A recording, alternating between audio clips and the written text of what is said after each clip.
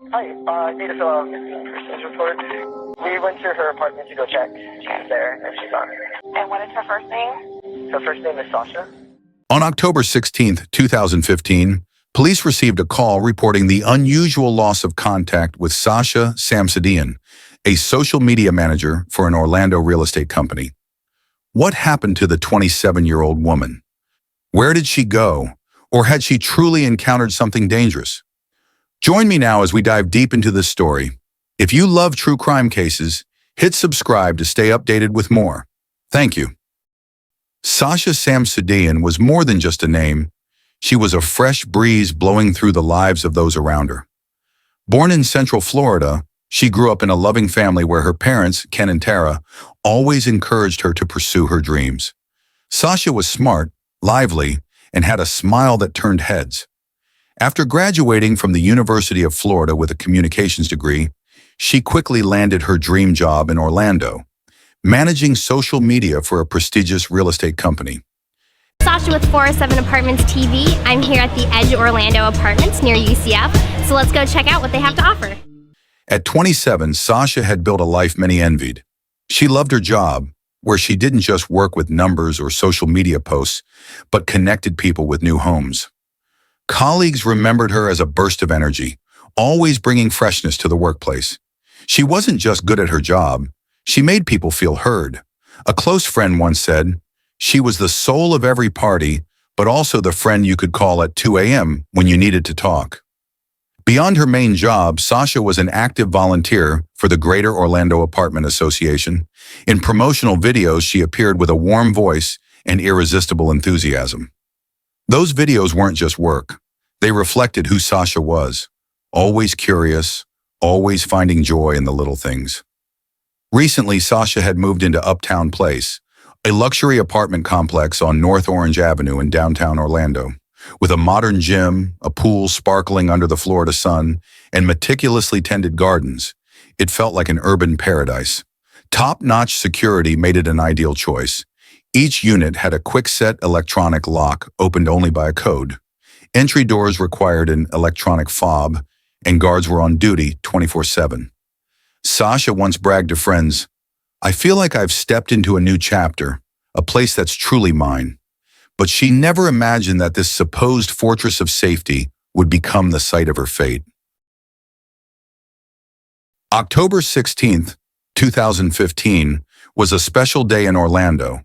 It was the final game of the Orlando City soccer season, and the city buzzed with celebration. Sasha, a die-hard Orlando City Lions fan, joined her close friends in purple, the team's signature color, to cheer at a local bar. When the final whistle blew and the Lions won, the group erupted in joy. "Let's celebrate!" Sasha cheered, her eyes sparkling with excitement. They headed to Sidebar, a cozy bar on East Colonial Drive, where cocktails flowed amid laughter and chatter. After a few hours, the group moved to Attic, a popular nightclub on East Pine Street, where pulsing electronic music and flashing neon lights created a wild atmosphere. Sasha threw herself into the dance floor, her long hair swaying with every step.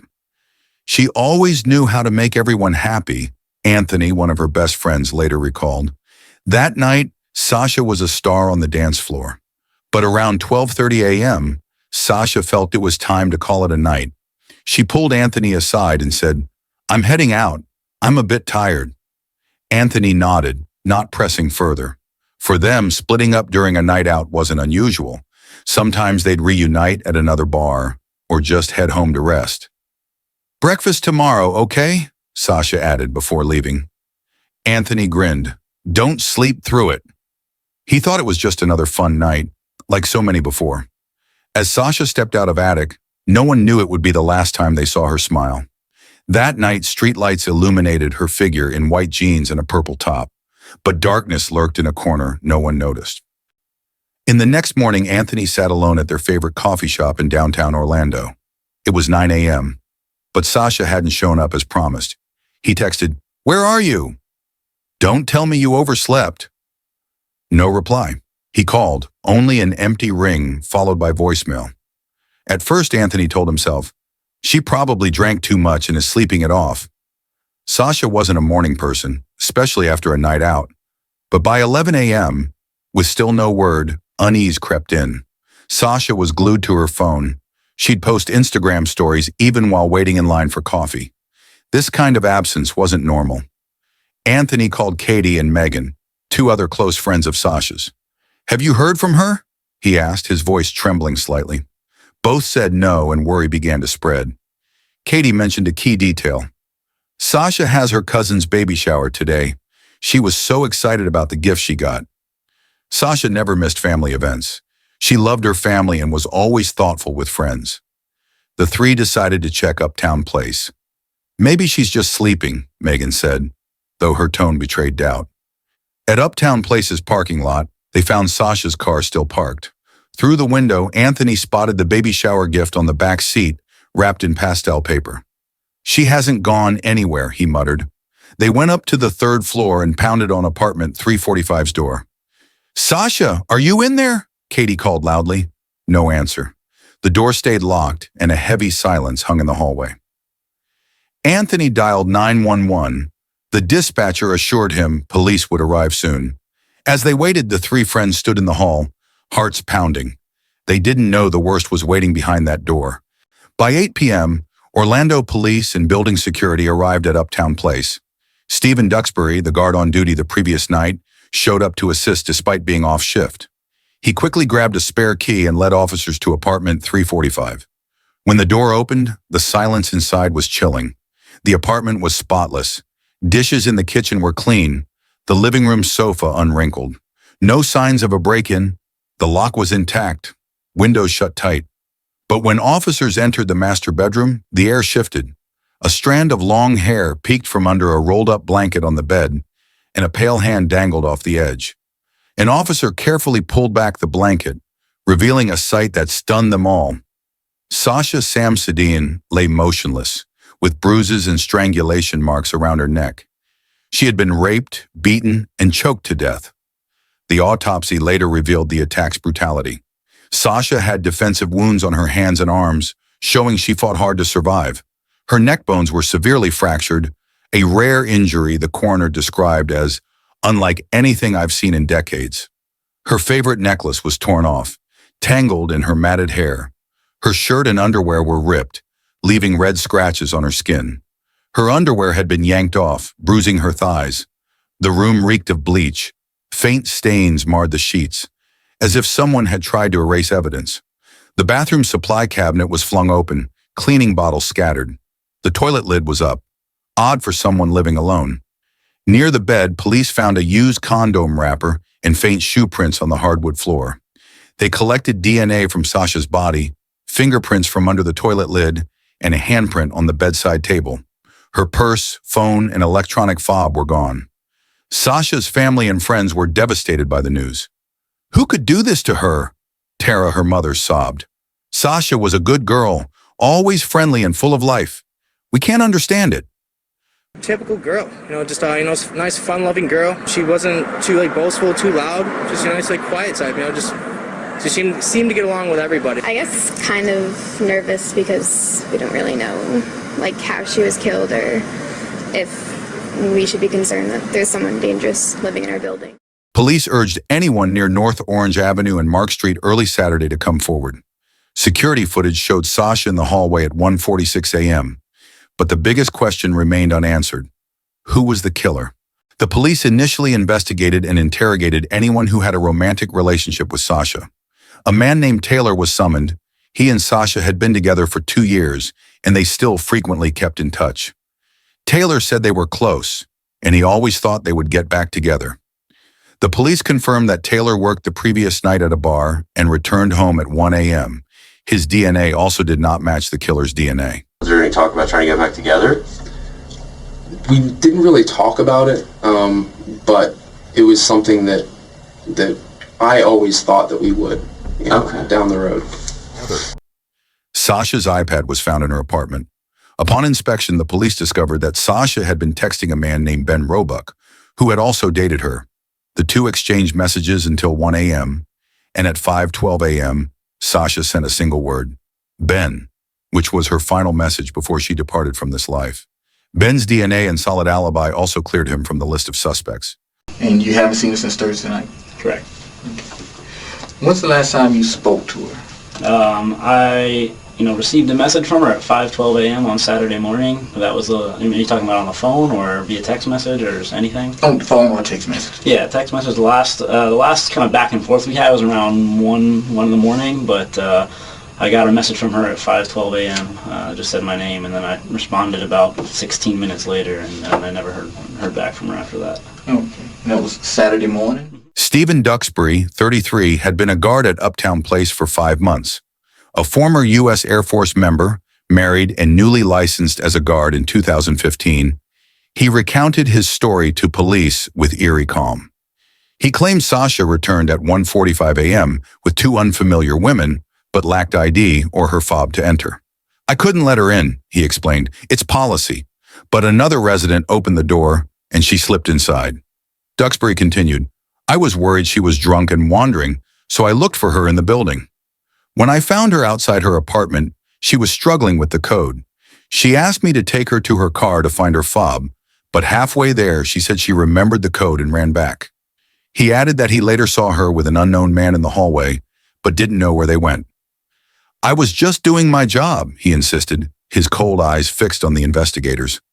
His story gained traction when 2 women, Julia Goff and Haley Messmore, contacted police after seeing street camera footage released to the public.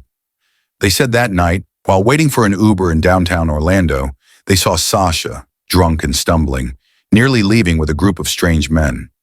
Concerned for her safety, they offered her a ride to Uptown Place. "She didn't have her phone or purse," Julia recalled.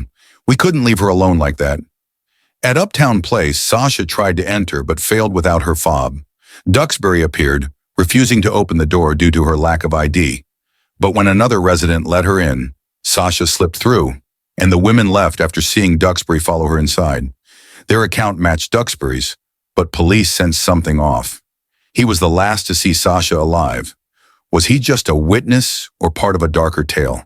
Police meticulously reviewed footage from Uptown Place's 15 security cameras stored by an external company. At 1:46 a.m., Sasha entered the building in white jeans and a purple top, walking unsteadily. A strange man appeared behind her, asking, "You okay?" Sasha replied cheerfully, "Yes, thanks," before heading upstairs, disappearing from view for 20 minutes.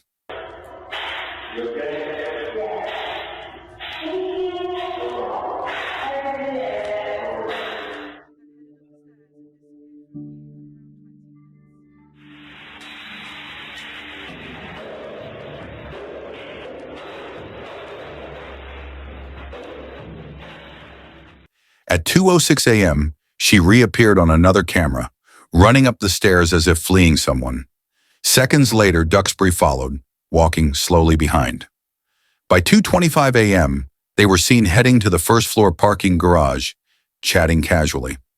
Sasha seemed to recall her code, and they returned inside. That was her last appearance on camera.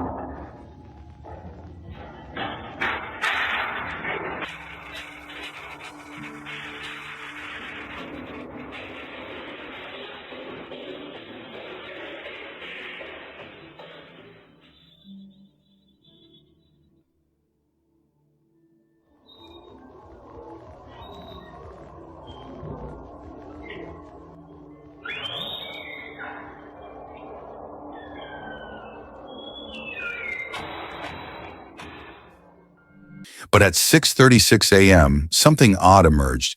Duxbury carried 3 white trash bags from the second floor to the parking lot, loaded them into his car, and drove off at 6:40 a.m., though his shift had ended at 6 a.m. The building manager confirmed trash disposal wasn't a guard's duty. What was in those bags? An investigator wondered. Police searched Duxbury's home and requested a polygraph test. During the test, Duxbury denied entering Sasha's apartment or knowing how she died. But when asked, was she strangled? His heart rate spiked, his breathing quickened. The polygraph flagged clear signs of deception. Details of Sasha's death hadn't been released. How did Duxbury know, unless he was there? Based on this, there's something going on here, okay? And so maybe she somehow talked you into coming in. Well, the chart's saying that you did, this is huge. And this is, did you enter her apartment? No, I didn't. All right, well. The only thing, honestly, the situation is bothering me. About the whole thing about her. I'll be straight up. This whole situation has been bothering me. And just thinking about what may have happened is just... Well, without even being a polygraph examiner, you were able to show me each question you had issue with. Mm-hmm. And every single one of them, on every single chart, was the relevant questions. So that means there's something there. There's something that you're not telling the complete truth about. You have no control over that. That's why this works so well. Mm-hmm. Now, let me show you another thing. One more thing.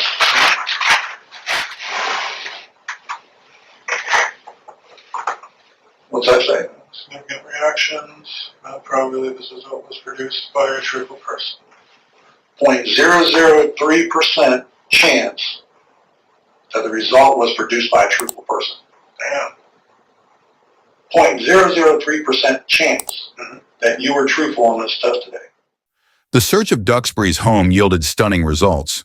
A pair of size 9 Skechers matched the shoe prints in Sasha's apartment perfectly. Fingerprints under the toilet lid matched his right thumb. DNA from Sasha's chest belonged to Duxbury. His phone revealed searches from 4:56 to 5:01 a.m. about bypassing quickset locks, the type on Sasha's door. At 5:12 a.m., Sasha sent a final text to her ex-boyfriend Ben, just his name, perhaps a desperate plea before the attack. Police concluded Duxbury exploited his guard position to stalk Sasha, a drunk and vulnerable woman.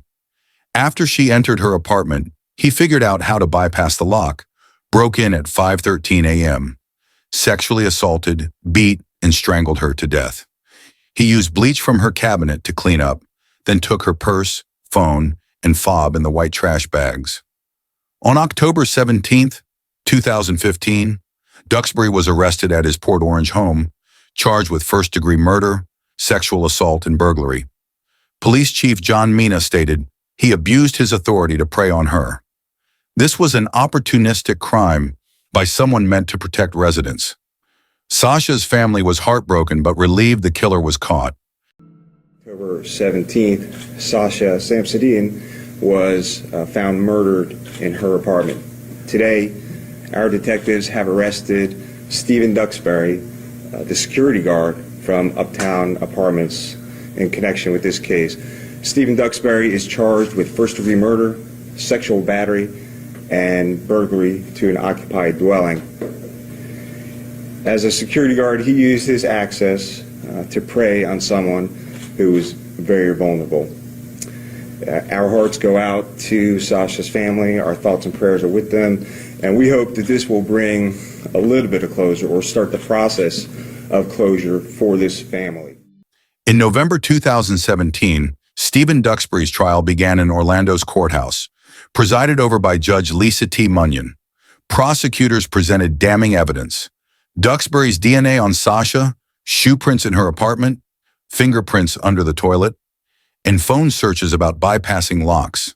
They painted him as a cold predator who exploited residents' trust to commit his crime. Duxbury and his attorney, Aaron Delgado, argued he was just doing his job and never entered Sasha's apartment. They suggested the DNA came from incidental contact. The size 9 shoe prints didn't match his size 10.5 feet, and no cameras showed him inside. They claimed police overlooked other suspects. But prosecutor William J. countered, Sasha's body doesn't lie. The scene doesn't lie. All evidence points to Duxbury. After 7 tense days, the jury deliberated for just 4 hours, sentencing Duxbury to life without parole for murder, plus 15 years for assault and burglary. When offered final words, he stayed silent, his gaze blank. Sasha Samsudean wept. He stole everything: birthdays, weddings, Sasha's future. Yet she offered condolences to Duxbury's mother, sitting quietly in the back. She lost a son too, in a different way. Sasha's family sued Uptown Place, Vital Security and Spectrum Brands, makers of the Kwikset lock, in a 102-page lawsuit. They accused the complex and security firm of ignoring residents' complaints about Duxbury's harassment. One woman had reported him following her to her apartment, but nothing was done. They claimed the Kwikset lock was flawed and easily bypassed, a vulnerability Wired had noted in 2013. Spectrum Brands countered there was no proof, as the lock was discarded by the next tenant. The lawsuit dragged on but couldn't change the fact: Sasha was gone forever. Duxbury's 2019 appeal failed, and he remains in a Florida prison. Meanwhile, Uptown Place residents lived in lingering fear. They thought guards and cameras meant safety, but the greatest danger was within. The case left a bitter lesson about trusting security systems. Ken and Sasha Samsudean refused to let grief consume them. They partnered with the Orange County Sheriff's Office to support families of violent crime victims. We help them by hearing their stories, and in doing so, heal ourselves, Tara said at a victim's memorial. Once a trauma nurse, she couldn't return to work after Sasha's death, finding solace instead in aiding others. We help ourselves by telling our stories, but we also help them by listening to their stories. Sasha was buried in a private ceremony, blending Hindu, Muslim, and Christian traditions, reflecting her family's diversity. Hundreds attended: friends, co-workers, and people she'd met through volunteering. A colleague remarked, "I always knew Sasha was loved, but I didn't realize how many hearts she touched." Sasha lives on in the memories of those who cherished her. Friends hold annual memorials, sharing joyful stories, from dance-filled nights to times she helped without expecting anything back. Katie said through tears, "Sasha was a beautiful soul. She deserves to be remembered for her vibrancy, not her death." Sasha Samsudean's case is a warning about dangers lurking in places we deem safe. But more than that, it's the story of a woman who lived fully, leaving an indelible mark on everyone she met. Sasha wasn't just a victim. She's a symbol of strength, kindness, and the hope that justice, though delayed, prevails. If you found this video interesting, subscribe and give me a like to motivate me to bring you more stories. Thank you.